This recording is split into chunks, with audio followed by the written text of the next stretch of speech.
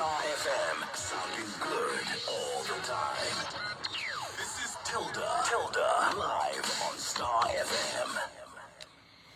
Tokutambirai zvekare, welcome once again pachirongwa chedu apo tinokuunzirai zvinoyera, zvinoshamisa, zvinotyisa, zvinoda kufumurwa.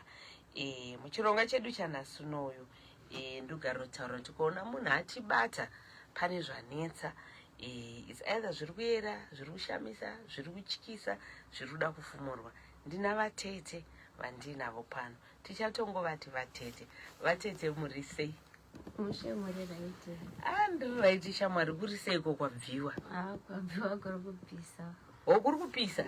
Kuri kupisa. Shamwari nesmile yako yauinayo soka ndiye munhu anganzi ari kutsva here? Kutojairira. Kutojairira namo? Ndichitsvira mukati. Wasikana, handitika. Alright. Inyaya yei yaita kuti mutitsvage pano paTilda Live? Munyatsoti inini hangu nyaya yeka ndofunga ndingaendesa paTilda Live ndokuti zvinhu zvangu zviite kana kuti ndokuti ndibatsirikane.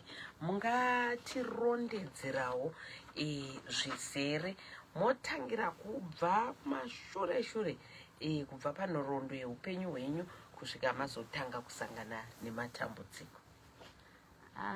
Ini ndingati zvangu takazvarwa zvakanaka mumba medu tiri 10 namai vedu nababa. Saka tichizokurawo nokufamba kwenguva taidzidza zvakanaka kubva kwavari sevabereki vedu vachitibatawo zvakanaka tichitofara nazvo. But zvakazongouya baba vangu vatanga kurwara, vakarwara nepfungwa. Pakurwara nepfungwa kwa muruti baba vakazongotanga kurwara, chii chakatriga ende kurwara kwavo zvakanyatsofamba sei? Zvaingota kunge munhu vaitoita hashi, zvaitora time zvokuti vaitorova mai vedu kana isuwo futi mufaro pamba tatisina because vaitongotirovawo sosevana vasinganzwisisi.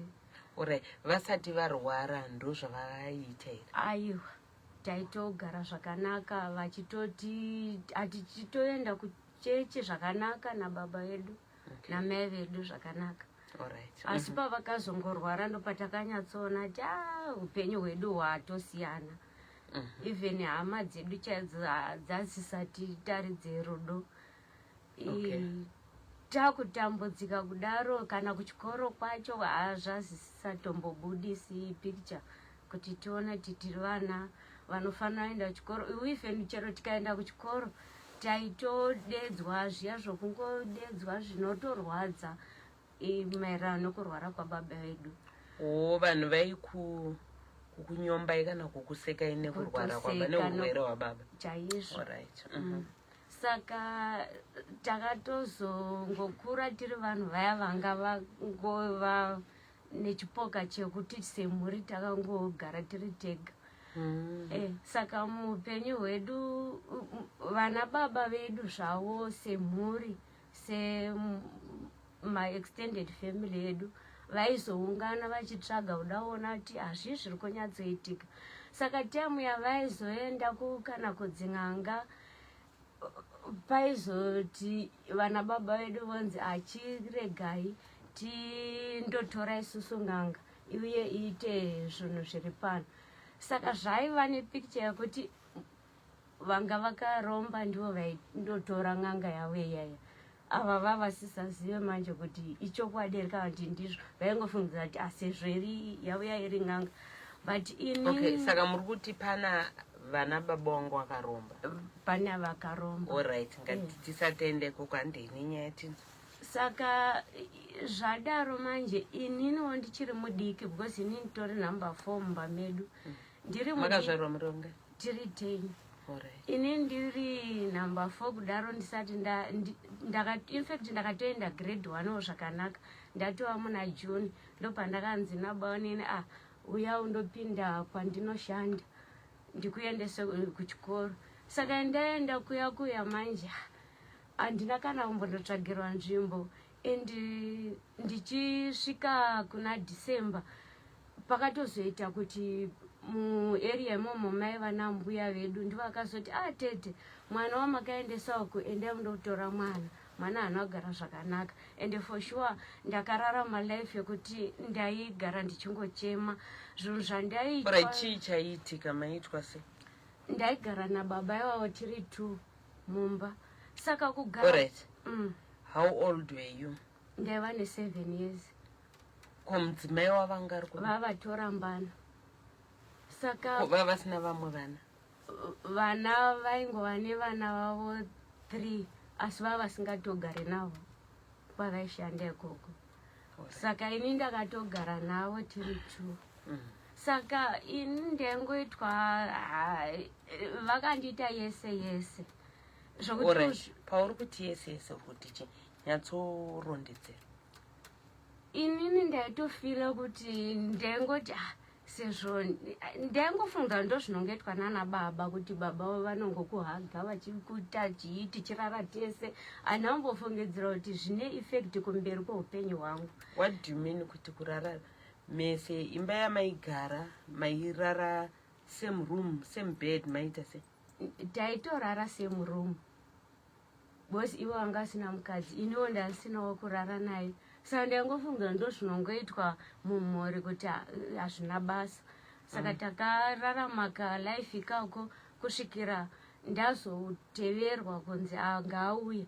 Ini ndichizoenda kumusha manje. Saka uri kuti chi wakabatwa here? Vakatondibata nokuti zvauri kuziva kana zvauri kufungidzira? Kadiro kacho kandanda kuita varume so nezera randandinaro vakandibata. Saka inini ndichizokurawo futi plus pandakadzokera kumusha ndanda kungoti dzimwe nguva ndinongofila kunzwa kunge ndirufambiwa nerwaivhi kana kuti ndongoti mumusoro mangu mune gondo. Zvinhu izvo zvakazoramba zvichingoitika pandiri. Saka nenyaya yekuti ndaiva mune vamwe zvasinganyanyobuda zvakanyanya, vati ndaingoona kuti life yandiri kurarama ndichizoroorwa. Ndopandakazotangawo kuti ndariona kuti handisi kuita mwana, ndakatoenda ndega kune mwana. Mukumhanya handi. Saka tagumai muchiti muri mwana makazotanga kufila kuti munoda zvevarume. Angari mazera apiwa? Ndanda kuma 12 years. Kuma 12 years. Okay. Mwakazoenda kuchikoro mukaenda kwa high school? Kwa high school ndakatogomera form 3. Makagomera form 3. Right. Okay. Muchibva mazodini mapedza chikoro zvikafamba sei? Ndichibva ndandoroorwa. Makaroorwa at what age? Ndine 17 years. All right. Ndandoroorwa paya ndatozoita ndaona kuti handisi kuita mwana. Ndopandakatangawo kufamba. Ndaitofamba ndega, murume wandaiva naye wanga achingoita zvenharo achingonditenda zvokumusha kwako. Ngozi kumusha kuya kwako kuchitanga kufiwa zvokuti semunhu anga akaroorwa nevanhu vaiziva kumusha kwedu vaitondiseka vachiti mafiro ari kuita kumusha kwako iwo hangamboiti mwana, kana kuti maybe vane kwavaifamba ngozi kataurira kwavaitoita vaitotaridza kuva munhu anoziva zvaiitika. Saka nenyaya yekuti paifambiwa nana baba vachifambira zvemusha vaindoudzwa kunzi ingozi, asi zvichizofamba nekufamba kwangu ini ndichifambawo kwandakazofamba ndakatondosvika ndichitonzi nen'anga iyo zvikanzi uri ude panewo iwe unotoda uyana nababa wako bo zvinhu zviri pauri zvakatokura hazvisi zvezera rako. Saka ndabva ndashaya kuti zvino baba vangu zvaari kurwara munhu anomira neni ndiani. Ndakabva ndashaya. Baba pavari kurwara nepfungwa vaendeswa here kuchipatara? Vasati vamboendeswa ende asati atova neruzivo rwokuti mapiritsi anokwanisa vadzikamisa. Taingoti vaingogara navo pamba. Taingogara navo pamba vachingosungwa nemadzikoma avo nevaning'ina vavo vachivasunga vachigara vakasungwa vachivaisa mumba. Hatinambobvira tatengerwa kana chiina baba nekuti vakarwara tiri vadiki. Alright. Okay. Saka vakazoendeswa kuchipatara nani rini? Vakatozotanga kuendeswa namai vedu kuma 91 vatozoudzwawo nevamwe kuti iyi mental health inotoda kuchipatara, vaendesei vandopiwa mapiritsi. Saka ndopatakazozotangawo, asi ukatongoti vajamba chete, marovera vanoita mai vangu ndizvozvo vanenge vasina kumwa mapiritsi. Zvinorwadza. Okay, alright, ngatidzokere nyaya yako. Waroorwa mwana aramba, mva waita semasiyana nemurume? Ndasiyana nemurume manje, iye zvino ndichigara ndega kudai. Pamba pangu hapachagariki. Zviri kuitikapo zviri kurwadza zvokuti ine kutongogara kuya kwekuti nechiti handingabvi pamba pangu, asi unotonyatsoona kuti zviri kuitika pamba panapa zvakaoma. Okay, imba yako anipamba pauri kuroja? Pamba pangu panongwa pastendi, ndakangoisawo kakoteji kandinogara. Wakatenga stendi? Kubva waisa kakoteji kako? Alright, pauri kuti pamba pangu chii chiri kuitika? Pari kurohwa kuti uteerere kuti zvinhu zviri zvokuti inoma inokuti vanhu vaimbonditi marata anenge aswera achitsva, hazvisi zvakatosiyana. Panotova nechinhu zvinhu zviri kurova pamba pangu. Kurova pamarata pamusoro? Pamusoro. Chero ndakarara zvinotofamba nepamusoro pangu zvichindorova paTV, zvichidzoka zvichindorova kana padhoo, zvoti ndine kungogara kuya kwokuti ndikabva pamba pangu ndinobirwa. Saka ndingadii? Saka kuti ndiudze zvamai vangu kuti dambudziko randirosangana naro kunoko nderakadai, ndoona unge ndiri kurwadzisa mai vangu nokuti iye zvinezvi vane dambudziko futi rababa vangu. Saka zviri kundirwadza kuti munhu wandichataurira ndiani.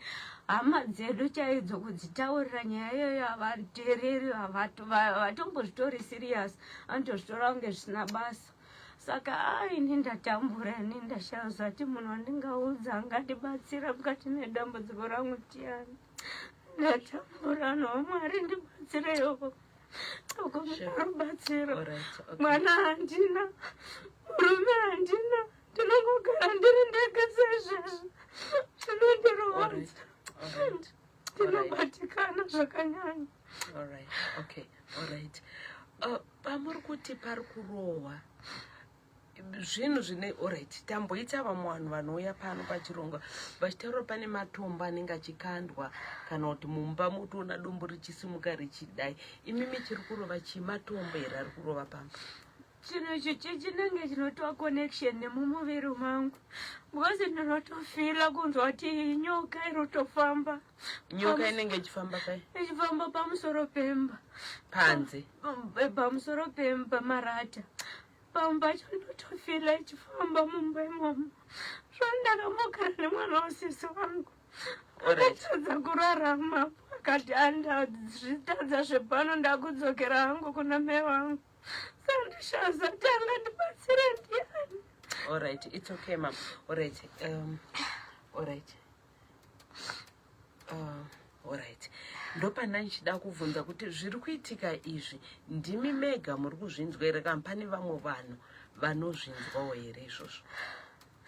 Ndotoona mbuya wangu wandakagarisana nawo, pakauya tezvara vaona namai vacho vakatovati muzukuru toda kuti vana tezvara vangu varare pamba pako. Vakatokombolena vakati pamba pemuzukuru wanga aparariki. Saka ini ndatambura ndoshaza kuti ndoita sei. Okay. Saka izvi zvanenge zvakatanga rini zvezvi zvekuroverwa marata, zvokunzwa iyo nyoka yaurutaura kuti inofamba? Very sorry. Kuzoita siriyasi 2020 patakandounganidzana nokuti ndakazoti zvinhu zvandinosangana nazvo izvi zviri kunana baba. Saka zviri nane timboenda kumusha tindoonesana kuti nyaya iri kuitika mumusha muno muri kuiona here. Vana vari kupera, varume vasi kugara nevaroora. Isuwo vana vasikana tiri kungorarwa usiku hwese, tingorarwa nezvikwambo. Toita sei nyaya inodzokera kwamuri? Saka tichibvako baba makabva atoti zvinhu zvamataura izvozvo mandifomora pamberi pevanhu. Kubva ipapo handirari mumba, handitomborari, kungoswera masikati ndine mufaro.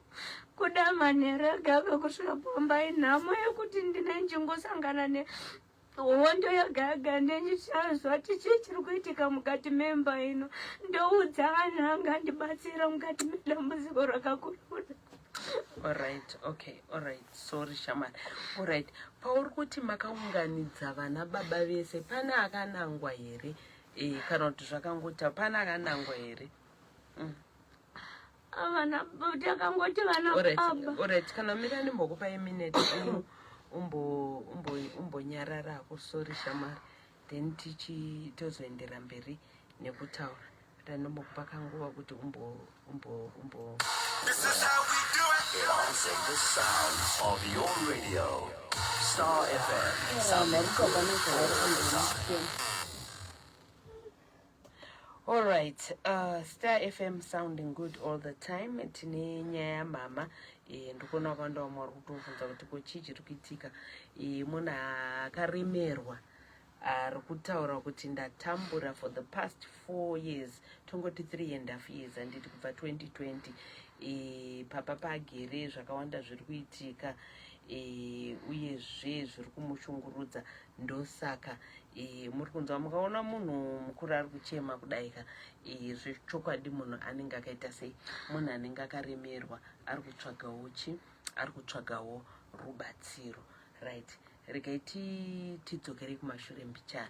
Mataura imimi kuti ndakubvunzai kuti mumba imomo ndimi mega muri kuzviona here zviri kuitika izvi, kana kuti pane vamwe vanoti vakauya vozvionawo? Vakawanda vanotozviona nokuti chero manext door angu anototaura achiti pamba apa pane nyoka iripo. Saka ndakaona kuti ndindatene vanhu vasiri veukama hwangu handizozivi mapindiro zvinoita, saka ndichingoita kunge ndisingazvinzwi, kunge zvinongotaurikawo, but ndinotoziva toti zvinhu zviri kuitika mumba mangu zvinotonzikwa nevanhu vakawanda. Ko ukashanya ukaenda kune imwe nzvimbo, pane zvaunonzwa here, pane zvinokutevera? Ndakatomboshanya zvokutoenda kure, asi ndakatotava manheru ndakatonzwa chichiteta kunge shiri iri kurira, ndikatoziva toti chinhu chiya chatevera icho chiri mumutumu, ndakatozvinzwa. Kwawanga washanya kwacho ikoko, ndiwe wega wakachinzwa here kana kuti vekwawashanya vakazvinzwa? Handina kukwanisa kuda kubvunza hangu, sekuti munhu ane chinhu chake anenge achitoziva toti chinhu ichi kaichi. Ndikada kubvunza vanhu vakawanda, vanhu vanozondisuspekta kuti saka unoziva zviri kuitika. Saka inini ndega ndindakangozvinzwa because paitwa pachechi, paiva kuchechi kwatataenda. Okay, baba vako vava nemadzimai mangani? Pa10 wenyu muna mai vamwe chete? Ndimai 1. Okay, vese muchiri vapenyu? 2 vakashaya. Alright, okay. Saka pane vamwe here vari kusanganawo nezvauri kuona izvozvo, zvauri kutaura kuti munonzwa muchiona muchirara nemunhurume nezvimwe zvakadaro mumhuri yenyu? Vakawanda. Ndikatoti mumhuri medu hatina kana tete vanoyemurika, unonzi vakaroorwa, akatorishingirira kutogara pamurume munhu yavo, kutoti une uchindomunzwira futi tsitsi. Murume wacho anenge akatomuroorera umwe mukadzi uyo akangogara zvokuti chero mukatomushanyira mukanzwa zvinototaura nemurume wacho munotonzwa tsitsi kuti vana tete vakangogara. Vamwe vakatodzoka vatoriko kumba vakagara pamba vakatorambwa, vamwe vanenge vakangofirwa zvisingatonzwisisiki. Apa tiri kutaura nezvevana vamai vako here kana kuti vana vemune dzimwe mhuri kune vamwe vana baba mune? Apa ndikatoti mhuri yese zvayo, medu macho imomo hamutorina futi akatoroorwa zvinonzwisika. Zvinongova zvokutongotamburira zvokuti munhu aya anenge achingodawo imba zvake. Kuroorwa kwokuti unoyemurawo kana kuti uti nekuti munhu akadai hazvina kana chimiro. Yeah, okay. Vakanda vari kubvunza kuti komadiko kutama pamba ipapo mati stand ndei? kuti ndibve futi ini mari yokundoroja izvezvi handitorina ndotongoita zvokutengesa. Saka kuti ndibve nenyaya yokuti ndechiziva kuti chinhu ichi chinhu chinoda kubviswa, mweya utori mandiri wakatoiswa mandiri kuti akatopiwa chikwambo kunzi uyu ndo mukadzi wako. Saka notoona kuti bheta ndifire ipapo, kana vachida kundiuraya ngavandiurayire pamba pangu. Alright. Pamuri kuti makapiwa chikwambo, zvinhu zvamakaudzwa here kwamaenda kunoshandirwa, kana kuti chikwambo chacho chii makambochiona here kuti icho chinhu chichirapa chindo chinonzi chikwambo? Hauchioni, but unotonzwa kuti mumuviri mangu mune kafeeling kekuti unotozviona wega kuti zvandiri kuita zvasi normal, azvo zvinoitwa nevamwe vanhu. Nokuti unogona kana kuita rimwe zihasha rokuti unotadza kunzwisisa kuti hasha idzi dziri kubva pai. Saka inini zvezvo ndozvo zvandinobata kuti zvinhu zviri kuitika izvi mweya uyu uri kubata. Alright. So kuuya kwamaita pano muri kuchema mukati vedu vemhuri yeZimbabwe ndatambura, ndiri kuda kubatsirwa. Vari kuda kukubatsirai vanokubatai panhamba dzipi ndokumiro mudzime foni yenyu, because tichingobva kuitaura chete yakutobva yatanga kurira. Ichi namba dzenyu 0712 280 694. Alright. 0712 280 694 ndo namba dzenyu handiti. Imimi help yamuri kuda, muri kuda kubatsirwa nei? Aini chandiri kuda nokuti izvezvi ndoda kubatsirwa kuti mweya uyu ubve pandiri. Ndatambura nazvo, handina rugare even neshamwari kana nevana vamai vangu chaivo vanenge vachingofungidzira kuti ini ndakatoita zvinhu zvokuromba wakabata-bata. Saka izvozvo ndozvo zvandinoda kuti zvibve pandiri, kana kuti futi ini semunhu ari kungozviraramira ega ndaitokumbirawo rubatsiro kuti ndiwane hangu mari yokuti ndishandise zvinhu zvangu zvandichitengesa, kana kuwanawo rubatsiro kuvanhu. Alright, okay. Asi nyaya hombe yamafambira kuti mukwanise. Ivo vamuri kuti vana vamai venyu, ivo vari mudzimba here? Havana dzimba dzinotomboshamisira zvinotoonekwa. Alright. 0712 280 694. Vanoda kubatsira, please ndokumbira mubatewo vatete vari kutaiva ndaremerwa, uyezve upenyu hwakatondiomera uye nezviri kuitika mumba mavo. Ndambofunga kuti pamwe ndo vega vanenge vachinzwa izvo zvacho zvinhu zvinenge zvichiitika, asi kutaura kwavari kuita vari kutaura ivo kuti aiwa, chero ashanya mumba imomo vanotongotaura kuti mumba umo munorema, mumba umo hamugarisike.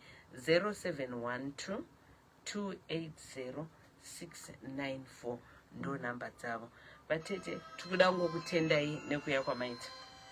Maita henyu? Alright, thank you. Tilda live, shocking, strange, bizarre. Star FM, sounding good all the time. Yeah. Upenyu hwakaoma chokwadi, zvinhu zveupenyu zvakaoma uye zvinorema, totongoti upenyu mutoro nai. Inyaya inorwadza, nyaya inosirisa, inova motokona kuti patokazoona munhu yabvira kare achingochuruka musodzi achingochema, but anyway, ndo zvazvinoita. Right, veTollgate Motor Spares vanosupply ma-engine spares, ma-engines, ma-suspension nema-service kits pamwechitika nema-accessories. Vanoti ivo tine ma-engines kana kuti zvese izvi zviri in stock zvemota dzinotevera: ma-Honda Fit, ma-Honda Aria, ma-X-Trail, ma-Ranex, ma-Bubble, ma-Belter, ma-Probox, ma-Vids, ma-Rev4, ma-Noah, ma-Nissan Tida, ma-Nissan March, Mazda Bongo, Mazda B16, Mazda B18, Mazda B22, and many more cars. Right, vanoti chiko tiri kuwanikwa pamabranches anotevera. Mabranches atiri kutaura tiri panumber 30 Kaguvi Street, uyezve nepanumber 2 Robert Mugabe Road muri muguta reHarare. Anditika tiri pa 8633 All Gyros Jiri Complex kwaGaza kuGazaland ndo patiri kuwanikwawo zvekare. Tiri pa shop number 4 Corner Akram and ED Mnangagwa Street kuGweru. Tichizowanikwawo zvekare pa shop number 5 Nyamunda Building 4th Street kuri kuKwekwe.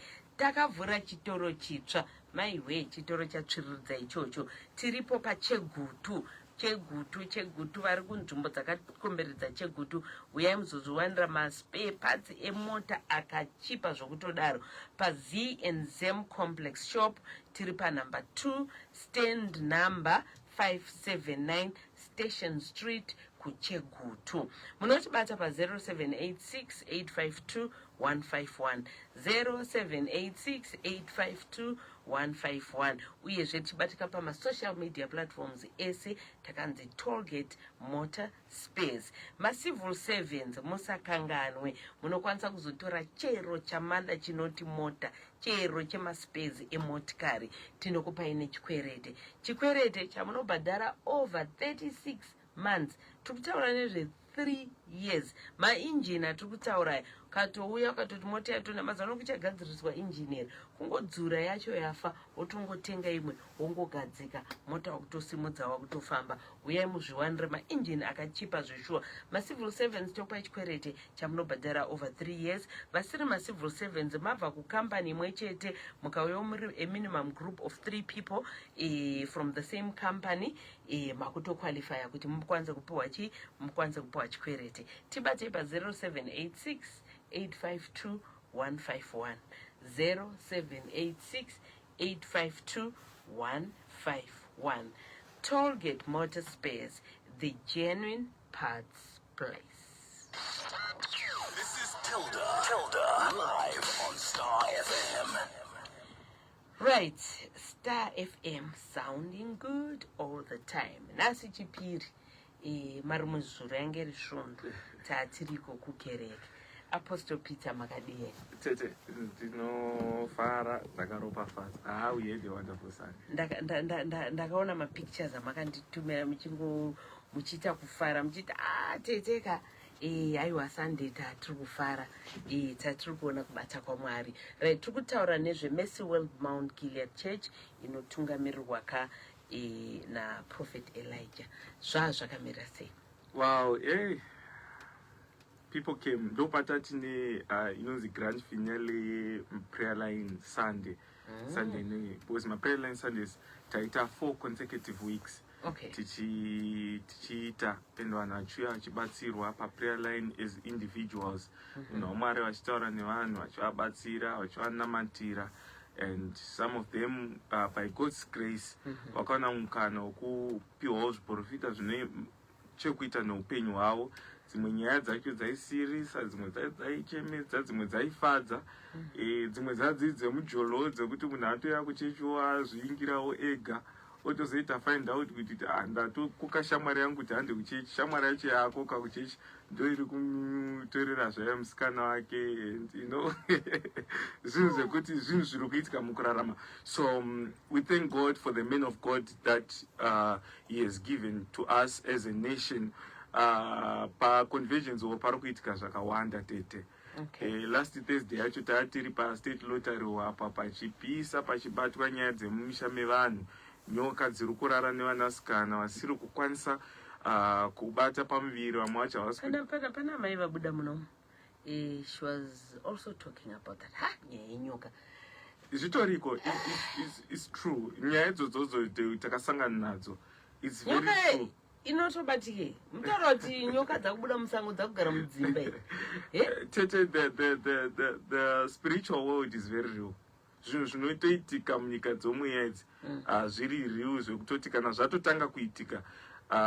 Like I was listening to yezvaanga zvitotaura kuti ndogona kutadza kuzvitsanangura, but inini pazviri zvitoitika I can feel kuti zvinhu zviri kuitika pandiri hazvisi normal. Nekutyisa unoita nyoka wonyatsotanga kuti I feel kuti mune nyoka munomu iri kutofamba iri kutotenda. Akatouya kuchechi on Thursday anotova nemaseries ekuti pese paanorara anomuka akatota zviya zvekutoratidza kuti asangana nemunhu but iye kumubvunza anotokudza kuti yanga iri nyoka yandaichiona ichitoita zvekurara neni, and those people came and they got deliverance because chinhu chinotoshanda pazvinhu izvozvo hakuna chimwe kudzikinurwa. Zvimwe zvacho zvikwambo zvinenge zvakatorombewa mumusha zvezviita izvozvo. Anzi nemumatumira message yasina wanzi takawanda ndizvo zvandinoitawo exactly tatambura vedu. That's very true. Munhu iye ndeaitokwanisa Sunday. This Thursday today we are not at State Lottery, hatina service. Why? Because the men of God vaenda kuprayer.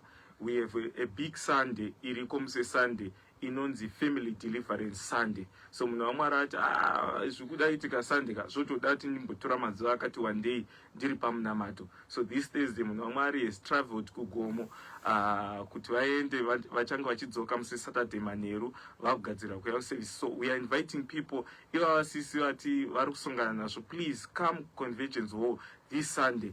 Munhu wamwari anenge ariko anokubatsirai mubatsirwa. Hakuna kwamunomboenda neupenyu kana zvinhu zvenyu zvichifamba-fambira, because zvimwe zvacho zvikwambo zvinenge zvitoti nyange mukada kubata nemaoko enyu hapana chinoendeka tete.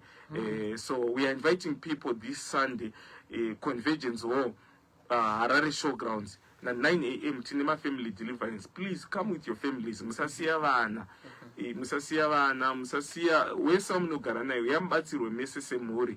The man of God is ready to save you. Okay, so kufamba vanhu vanofamba sei?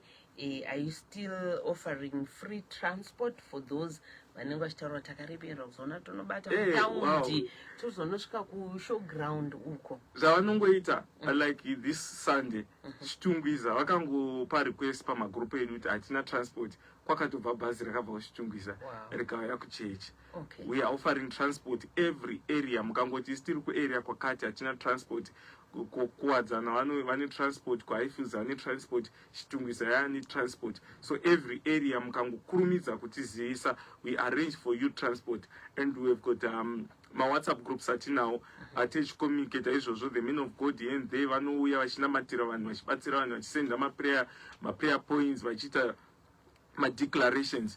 So you can contact us and look for us on Facebook page. Kamtaona zvizere zvezvatechitaura nezvazvo. Okay, my numbers vanokubatsira pa number. My numbers is 0780 413 472 0780 413 472. Okay, the number once again, if you want to join the WhatsApp group for the church, if you want to transport yekwenda for the services, and then for any inquiries, if you want to hear more about the church diaries or my services, good anofamba say 0780 413 472. So this Thursday there is no service. This Thursday we are a big Sunday. Muse Sunday, no, the Family Deliverance Sunday. Aiwa sakatona na mswe Sunday, Apostle Peter. Thank you very much, Teacher. Aiwa tatenda, thank you so much. Apostle Peter kubva ku Mount Gilead Church inotungamirirwa na Prophet Elijah.